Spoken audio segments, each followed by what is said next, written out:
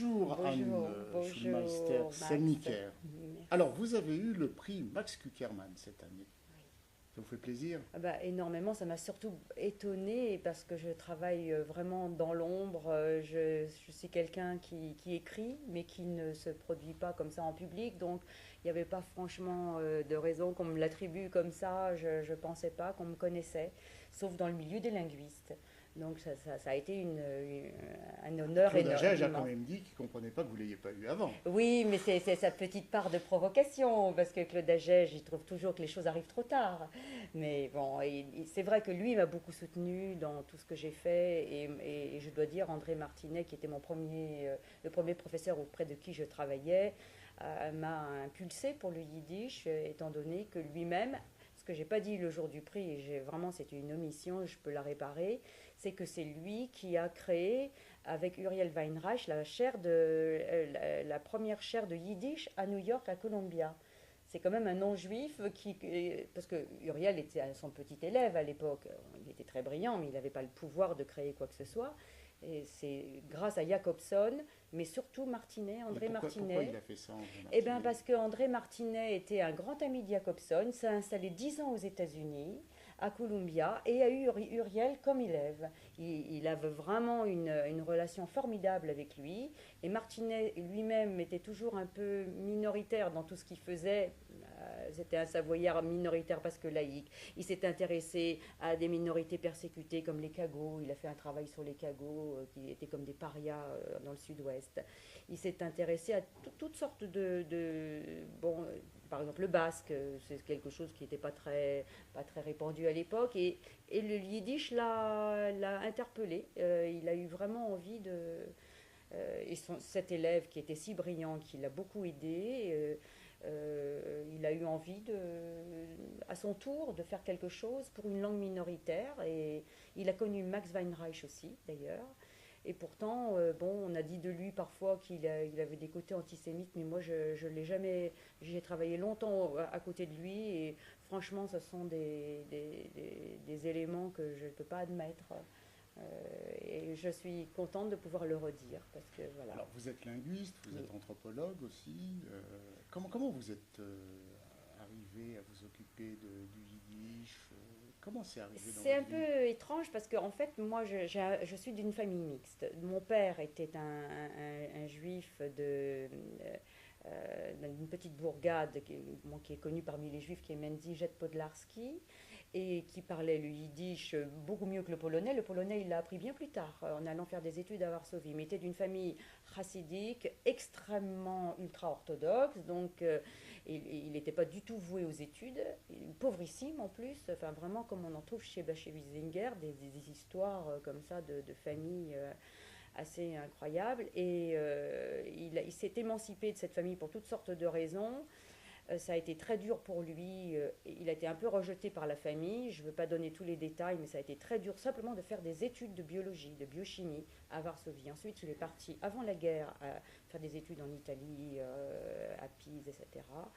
Et il a perdu toute sa famille. Tout le monde a été déporté pendant la guerre. Ça a été terrible. Il a perdu 5 frères. Enfin, et pour lui, transmettre le yiddish, c'était tellement douloureux à la fois d'avoir été rejeté d'une part et pouvoir s'émanciper, et d'autre part se retrouver presque culpabilisé de ne pas avoir été là au moment où ils ont tous été déportés, qu'il a eu vraiment beaucoup de mal à le transmettre en disant vous ne pouvez pas comprendre, c'est un monde englouti, jamais plus le yiddish ne pourra être parlé comme avant. Et moi, ça m'a à la fois intrigué, à la fois bloqué complètement pour le parler. Ça ne pouvait pas être une langue comme les autres. C'était pas possible. Donc, j'ai utilisé des périphéries, c'est-à-dire je me suis intéressée aux Russes, enfin aux langues slaves en général, aux Russes en particulier.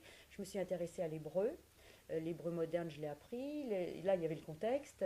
J'ai appris, bon, j'ai un peu étudié l'hébreu biblique, michnique et médiéval. Donc j'ai été un peu sondée dans toute la périphérie du yiddish, et puis comme par hasard, quand je me suis attaquée au yiddish, bah, c'était justement pour montrer les éléments qui venaient du plurilinguisme des locuteurs, et qui s'intégraient dans le corps de la langue, comment cette osmose se faisait. Alors je ne l'ai pas parler parce que j'avais ce blocage. Je l'entendais quand même, mon père le parlait quand on a vécu aux États-Unis 2 ans, et c'est là que j'ai quand même entendu pas mal de yiddishophones américains, mais d'origine européenne. Et là, il le parlait plus librement. Alors qu'en France, à nouveau, c'était bloqué. Il faut dire que mon père aussi, il a souffert plus de la France que de l'Italie mussolinienne. Donc je crois que le français, il a eu du mal à l'acquérir. Et puis, il a eu du mal à transmettre dans un contexte français son yiddish. Ça, Et votre mère? et ma mère, qui était quand même assez extraordinaire, était d'une famille aristocratique bretonne, bon, laïcisée. C'est vrai que mon grand-père était complètement libre penseur, ma grand-mère était encore vaguement catholique, mais pas pratiquante. Et vraiment, ils ont été extraordinaires avec avec mon père. Et ma mère a essayé d'apprendre le yiddish et l'hébreu, elle aussi. Bon, sans succès, parce qu'elle était plus douée pour la génétique et la biochimie que pour les langues, mais elle a fait l'effort, et le blocage ne venait pas du tout de la famille de mes grands-parents et de ma mère. Donc, c'est vraiment que mon père avait beaucoup de mal. Mais en même temps, lui était fier d'être juif, et puis avec son nom, de toute façon, et même sa physionomie, à 3 kilomètres, on le prenait bien pour un juif de l'Est, il n'y avait pas de souci. Il n'avait même pas voulu changer son nom, alors qu'on lui avait demandé 1000 fois. Donc il avait cette fierté d'être juif, mais l'incapacité de le transmettre dans un contexte inexistant pour lui. Donc, et alors le polonais, par contre, il l'avait oublié. Il le parlait, bon, tardivement, mais quand on lui demandait de parler polonais, autant Isaac a gardé le polonais et le yiddish, autant mon père, il a zappé complètement le polonais. Et il préférait le russe, justement, peut-être que c'est pour ça que j'y suis allée aussi. Le russe, c'était une langue qui lui plaisait beaucoup et qu'il avait étudié dans les textes et littérature. Et donc voilà. Et l'hébreu, il n'a pas appris l'hébreu moderne, et quand il arrivait en Israël, il parlait l'hébreu talmudique, enfin l'hébreu qu'il avait appris à la choule quand il était petit, et ça faisait rire tout le monde.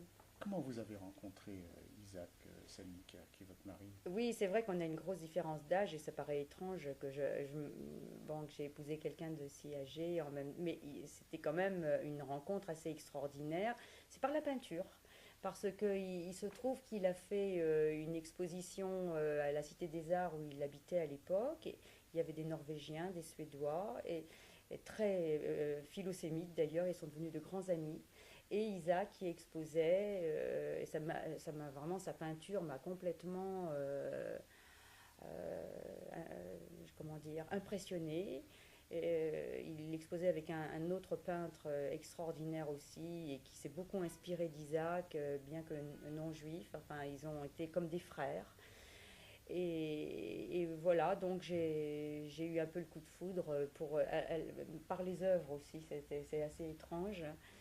Et puis petit à petit, bon, j'ai quand même j'ai pu entendre son yiddish lui plus facilement peut-être que celui que mon père parlait. J'ai été intriguée, mais on n'a pas communiqué non plus en yiddish, ça marchait jamais, ça.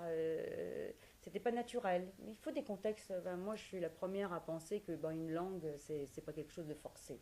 Alors, je suis très contente qu'il y ait des gens qui puissent la parler de façon un peu militante, comme ça se fait pour les langues régionales. C'est formidable. Mais j'aurais beaucoup plus facilement pu l'apprendre, moi, par exemple, même dans le Méhacharim, avec des juifs ultra-orthodoxes, parce que c'était le terrain et que j'aurais pu facilement voilà, me lancer. Et là, il y avait un blocage parce que lui, il voyait aussi la situation un peu forcée. Alors en Israël, je l'entendais parler quand même souvent, avec soit des gens qui étaient chez Kortchak autrefois, parce qu'il était chez Kortchak, dans la maison Kortchak autrefois. Donc là, c'était tout à fait enfin, on aurait pu penser que c'était pas naturel de parler yiddish entre eux, parce que Kortchak voulait pas qu'on parle polonais, mais ils se sont rattrapés et ils parlaient yiddish entre eux quand même. Donc là, je l'ai entendu, puis bon, dans d'autres situations, avec des gens qui venaient d'un peu partout, je l'ai entendu parler yiddish. Et moi, je me suis lancée donc là, en voulant explorer la langue, qui me semblait vraiment mystérieuse, et puis passionnante. Donc voilà, Au téléphone, vous m'avez parlé de réanalyse. Ah C'est oui, quoi ça? ah oui, non, non, mais là c'était un petit clin d'œil que je vous faisais parce que comme je sais que vous êtes psychanalyste et que bon, la réanalyse c'est quand même un petit peu lointain, mais c'est peut-être la seule incidence où il y a un peu d'inconscient, enfin il y a toujours un peu d'inconscient dans le parler des gens, mais là la réanalyse c'est si vous voulez une catégorie assez récente qui est récemment sortie en linguistique et qui est simplement le fait qui existe dans toutes les langues du monde de décomposer, déstructurer un mot ou un énoncé, une phrase, un paragraphe d'oralité ou d'écriture, et de le restructurer dans d'autres, de le restructurer. Si vous voulez, par exemple, je vais vous donner un exemple tout Oui, simple. Les enfants le font naturellement quand ils disent tête d'oreiller pour la tête d'oreiller, l'aéroport pour l'aéroport. C'est simplement vouloir remotiver le vocabulaire. On le décompose et on le remotive. Des choses qui n'ont plus un sens à analyser. Est-ce que c'est un procédé mnémotechnique ou est-ce que ça ressortit d'autre chose? Je n'en sais rien, mais en tout cas, on voit que c'est une activité qui peut être alors complètement inconsciente chez les enfants, ludique chez les adultes. Les poètes s'en servent énormément. Par exemple, ce que les mots me disent de Michel Léris, enfin des gens comme ça se sont amusés avec ça, mais la masse des gens le fait tout le temps en faisant des calembours, des rébus, des charades, on décompose les syllabes et on les recompose. Alors chez les locuteurs yiddish, ça existe de façon un cran au-dessus, en utilisant le plurilinguisme. Ce sont des réanalyses plurilingues, le plus souvent. On le constate en yiddish, mais aussi en judéo-espagnol. Un petit peu en judéo-arabe, mais là j'ai moins été étudier la question avec une collègue qui voulait qu'on travaille ensemble. Mais avec une collègue de judéo-espagnol, Marie-Christine Varol, on avait un petit peu serré cette question-là. Et alors, par exemple, pour vous donner juste un exemple d'un écrivain, par exemple Georges Perec, quand il s'amusait dans son pastiche bibliographique à, à énoncer, par exemple, Einstein, Zweistein, Dreistein, Vierstein et Saint-Pierre. Et donc, lui, il le fait de façon ludique, mais en yiddish, on le fait alors de manière assez intéressante, soit les mots eux-mêmes, par exemple, prendre une ville polonaise ou russe et en faire un terme hébraïque. Souvent, ça va du germanique ou du slave vers l'hébreu, parfois le par contraire. exemple. Alors, Saratov devient Sartov, ça veut dire bon gouverneur. Pauline, Pauline, ici, d'or. Il y a, pour des mots, il y a tout un paradigme pour les noms de villes. Ça, on s'amuse beaucoup. En judéo-espagnol, c'est plutôt les anthroponymes, les noms de personnes. Par exemple, Matatias, qui est d'origine hébraïque, devient Matatias. Tu les tantes. Bon, toujours ludique et puis dérision qui joue quand même pas mal. Alors en yiddish, on a par exemple, pour prendre un élément slave, enfin qui se reslavise, kundis, qui veut dire en moyen-allemand c'est le farceur, mais ça c'était le fou, plutôt le fou. Et le malin, plutôt le malin, et ça devient Kundes, le chien de paysan. Etc. Alors là, moi j'ai des chansons qui sont carrément basées là-dessus. Et j'en ai une, parce que le jour de mon prix, j'avais énoncé une chanson trilingue, paraliturgique, qui appartiennent au folklore chassidique, mais paraliturgique, parce que sinon c'est soit des syllabes tralala, soit c'est en hébreu. Et là, j'avais énoncé une chanson qui était trilingue ukrainien, hébreu, yiddish. Là, j'en ai une, par exemple, qui s'appelle Katharina, qui m'avait été chantée par un informateur extraordinaire, le Oizer Kafka, que tout le monde connaissait à la bibliothèque Médem, qui est mort maintenant, mais il était déjà assez âgé à l'époque, et qui avait un répertoire poétique et paraliturgique extraordinaire que les autres ne connaissaient pas du tout. Alors, il y a une chanson qui s'appelle Katharina. Alors, on part d'une banale phrase un peu triviale russe, un peu olé olé, Katharina maladica paidisiuda. Ça veut dire jeune Catherine, viens un peu par ici. Et là, alors il y a une petite transfiguration de la phrase pour en faire une belle phrase pieuse en hébreu. 4, alors c'est après tout un développement, tout un développement où le yiddish sert de langue pivot, langue interface. Elle dit toujours voice maintenance. Qu'est-ce que ça veut dire? Donc à la fin, on aboutit à 4 Rina, Malé, Ditsa, Paidiso, Shaddai. C'est un peu compliqué en hébreu, ça veut dire une secte de chant. Il faut comprendre la secte, c'est pas une secte, les racides, c'est je ne sais pas comment appeler ça, mais enfin, secte, c'est un peu fort. Donc 4, Rina, secte de chant, Maleditsa, plein d'allégresse, Poidiso Shaddai, tu as libéré, Seigneur. Et tout est comme ça. Alors là, c'est à double tranchant, c'est toujours pareil. Toutes ces chansons, soit on se dit, bon, c'est la tentation du péché, mais finalement, non, on va revenir dans la loi, etc.